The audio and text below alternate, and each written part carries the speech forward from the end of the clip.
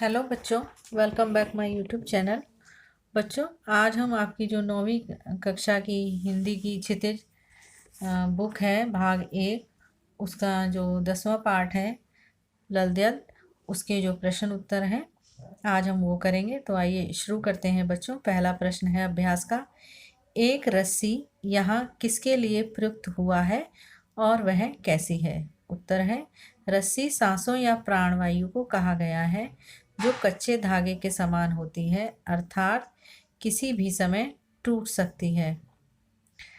किसी भी समय टूट सकती है का मतलब है बच्चों, किसी भी समय जो सांस है या प्राणवायु है वो रुक सकती है।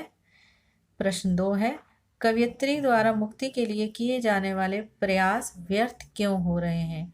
व्यर्थ का मतलब है बेकार। बेकार क्यों हो रहे हैं? उत्तर है, कवयित्री को लगता है कि कोरी भक्ति के सहारे भक्ति की, ये जो जहां नहीं है बच्चों, ये है चाह। चाह रखना कच्चे धागे से नाव खींचने जैसा है। जैसे मिट्टी के कच्चे गीले सकोरों पर यदि पानी पड़ जाए तो वह नष्ट हो जाते हैं, इसी प्रकार उसकी मुक्ति के प्रयास भी व्यर्थ सिद्ध हो रहे हैं। जैसे मिट्टी के बर्तन बनाते हैं, वो जब कच्ची मिट्टी के होते हैं, जब ही अगर हम उनको कच्ची मिट्टी के बर्तन जब हम उनको पकाते हैं तो वो थोड़े से टाइट हो जाते हैं और पक्के हो जाते हैं। तो जब हम घड़े में पानी भरते हैं तो घड़े का कुछ नहीं बिगड़ता। लेकिन अगर कच्ची मिट्टी का सकोरा या कोई मिट्टी का बर्तन हो जिसे हम पकाएं नहीं आग में, तो क्या होता है, तो कच्ची मिट्टी पे जब हम पानी डालेंगे तो वो क्या होगा, वो गल जाएगा, वो खराब हो जाएगा। इसी तरीके से जो हमारा जीवन है वो जो हमारा जीवन है वो भी मुक्ति के प्रयास भी व्यर्थ सिद्ध हो रहे हैं। हम अपने जीवन को मुक्ति प्रदान कराना चाहते हैं, लेकिन जो उसके प्रयास हैं जो हम भक्ति से कर रहे हैं वो सारे बेकार हो रहे हैं। प्रश्न 3 है, कवयित्री का घर जाने की चाहत से क्या तात्पर्य है? उत्तर, कवयित्री का घर जाने की चाहत से तात्पर्य है मुक्ति की इच्छा। सभी जीव ईश्वर से उत्पन्न हुए हैं और अंत में उसी में मिल जाते हैं, इसलिए वही घर है। उसे पाने की इच्छा ही घर की चाह है। मुक्ति से तात्पर्य बच्चों होता है जीवन और मरण का जो चक्र होता है वो खत्म हो जाना।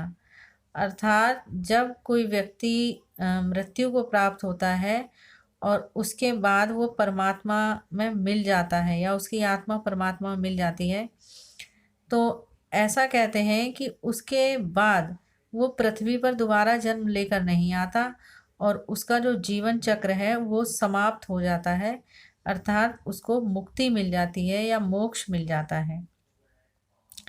प्रश्न 4 है, भाव स्पष्ट कीजिए। का जेब टटोली कौड़ी ना पाई, इसका भाव है, कवयित्री के अनुसार ईश्वर प्राप्ति के लिए प्रेम और भक्ति के सहारे ईश्वर तक पहुंचा जा सकता है, केवल ज्ञान या योग से नहीं। केवल ज्ञान और योग से परमात्मा को प्राप्त नहीं किया जा सकता। परमात्मा को प्राप्त किया जा सकता है तो प्रेम और भक्ति के सहारे। वह कहती है कि हठ योग की साधना करते हुए उसकी प्राप्ति नहीं होती। किसकी प्राप्ति नहीं होती? ईश्वर की। साधक ईड़ा सुषुम्ना पिंगला नाड़ियों के चक्कर में रह जाता है और मृत्यु निकट आ जाती है। तब लगता है कि उतराई देने के लिए गांठ में कुछ नहीं है, अर्थात हमारे पास गठरी में कुछ भी अच्छे कर्म नहीं है जो कि हम ईश्वर को दे सकें, क्योंकि उसने हमें भवसागर से पार करवाया है। अब यहाँ पर जो ईड़ा सुषुम्ना पिंगला नाड़ियाँ जो बताई गई हैं, ये मैंने आपको पिछली वीडियो में व्याख्या में बताया हुआ है, लेकिन फिर भी मैं एक बार आपको बता देती हूँ। जो ईड़ा सुषुम्ना पिंगला होती हैं ये नाड़ियाँ होती हैं और इनको जगाते हैं साधक। तो और वो भी कैसे जगाते हैं? योग और साधना से जगाते हैं। तो यहाँ पर कवयित्री कह रही है कि इन्हीं चक्रों में पड़े रहते हैं परमात्मा को प्राप्त करने के लिए, लेकिन परमात्मा को प्राप्त प्रेम और भक्ति के सहारे किया जा सकता है, और इन सब चक्करों से नहीं किया जा सकता कि आप कठोर योग करें और ईड़ा सुषुम्ना पिंगला नाड़ियों को जगाने के चक्कर में लगे रहें। और इतने क्या होता है कि जो मृत्यु है वो निकट आ जाती है, पास आ जाती है। खा है, खा खा कर कुछ पाएगा नहीं, ना खा बनेगा अहंकारी। तो इसका भाव देखिए बच्चों। भाव, इस शरीर का भरण पोषण करने से तुझे कुछ नहीं मिलने वाला। जो भाव है वो है, इस शरीर का भरण पोषण करने से तुझे कुछ नहीं मिलने वाला। आँख, कान, नाक, जीभ ज्ञानेंद्रियां हैं और इनके भोजन है क्रमशः सुंदर दृश्य, मधुर स्वर, सुगंध, कोमल स्पर्श और मीठा खाना। अर्थात आँख का जो भोजन है वो क्या है? सुंदर दृश्य। और नाक का क्या है? सुगंध। कान का क्या है? मधुर स्वर। और जीभ का क्या है? मीठा खाना। इन्हें विषय भी कहते हैं। विषयों का उपभोग करने से तृप्ति नहीं होती, भूख और बढ़ती है। तृप्ति का मतलब होता है बच्चों कि जब संतुष्टि को कहते हैं तृप्ति। तो भूख और बढ़ती है, इसलिए भोगों से तुझे कोई आध्यात्मिक लाभ या ईश्वर की प्राप्ति नहीं हो सकती।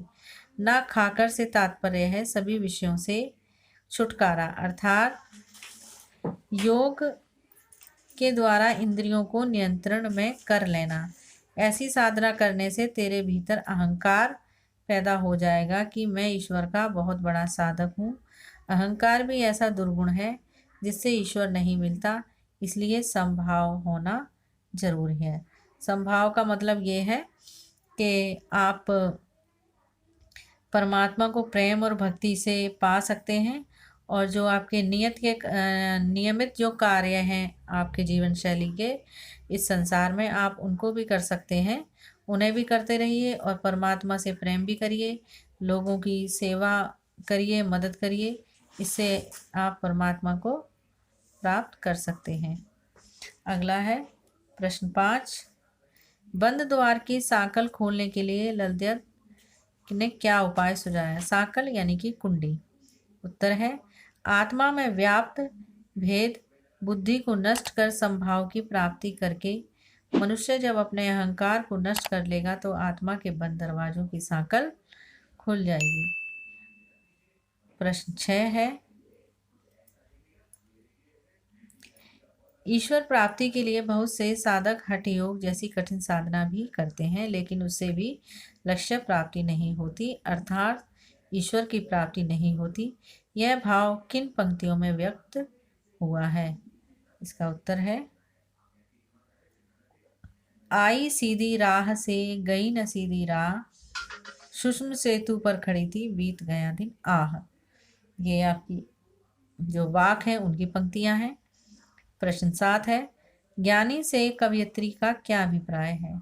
उत्तर, ज्ञानी से कवयित्री का तात्पर्य है हिंदू मुसलमान का भेदभाव ना मानने वाला और अपने आप को पहचानने वाला साधक। ज्ञानी कौन है कवयित्रियों की नज़रों में? ज्ञानी कवयित्रियों की नज़रों में वो है जो हिंदू मुसलमान का भेद ना माने और सबसे पहले अपने आप को पहचाने कि मैं क्या हूँ। अगला प्रश्न है, रचना और अभिव्यक्ति। प्रश्न 8, हमारे संतों, भक्तों और महापुरुषों ने बार बार चेताया है कि मनुष्य में परस्पर किसी भी प्रकार का कोई भेदभाव नहीं होता, लेकिन आज भी हमारे समाज में भेदभाव दिखाई देता है। का आपकी दृष्टि में इस कारण देश और समाज को क्या हानि हो रही है? उत्तर है, उत्तर है का समाज में भेदभाव के कारण अनेक हानियां हो रही हैं, जैसे समाज में एकता की भावना कम हो रही है। लोग हिंदू, मुसलमान, ब्राह्मण, शेख, बौद्ध, जैनी जैसे अनेक पहचानों में बटे हुए हैं और यह भूल जाते हैं कि हम एक ही समाज के, एक ही देश के नागरिक हैं। दूसरा है, उग्रवाद पनप रहा है। हमारी सहिष्णुता समाप्त हो रही है और हम अपने स्वार्थ के लिए मासूमों निरपराधों की बर्बर हत्या कर रहे हैं। तीसरा है, देश का यथोचित विकास नहीं हो पा रहा है। सामाजिक भेदभाव के परिणाम स्वरूप आए दिन दंगे होते हैं, संपत्ति नष्ट की जाती है, उसकी भरपाई करने में उनके रुपए व्यय होते हैं जो देश की प्रगति में खर्च होते। जो व्यय है वो ऐसे लिखा जाएगा बच्चों। अगला है खा, आपसी भेदभाव को मिटाने के लिए अपने सुझाव दीजिए। तो इसका उत्तर है, आपसी भेदभाव को मिटाने के लिए मेरे सुझाव। नंबर 1, सभी समुदायों, संप्रदायों, जातियों को समान अवसर प्राप्त हो। नंबर 2, शिक्षा का अधिक से अधिक प्रचार हो। नंबर 3, सभी संप्रदायों को एक दूसरे से घुलने मिलने दिया जाए। नंबर 4, घृणा और द्वेष फैलाने वालों को तुरंत कठोर दंड दिया जाए, वे कानूनी प्रक्रिया का लाभ उठाकर ना बच निकलें। पॉइंट 5 है, जिस गांव या शहर या राज्य में दंगे हों वहीं के नागरिकों से उस दंगे में हुई हानि की भरपाई कराई जाए। ये थे आपके 8 प्रश्न। आशा करती हूँ आपको अच्छे से समझ में आए होंगे। यदि आपको कोई इसमें प्रॉब्लम हो, कुछ परेशानी हो तो आप मुझे कमेंट बॉक्स में ज़रूर लिखें। आप मेरे चैनल को लाइक करें, सब्सक्राइब करें, बेल आइकन को ज़रूर प्रेस करें जिससे मेरी आने वाली वीडियो का आपको नोटिफिकेशन मिल सके।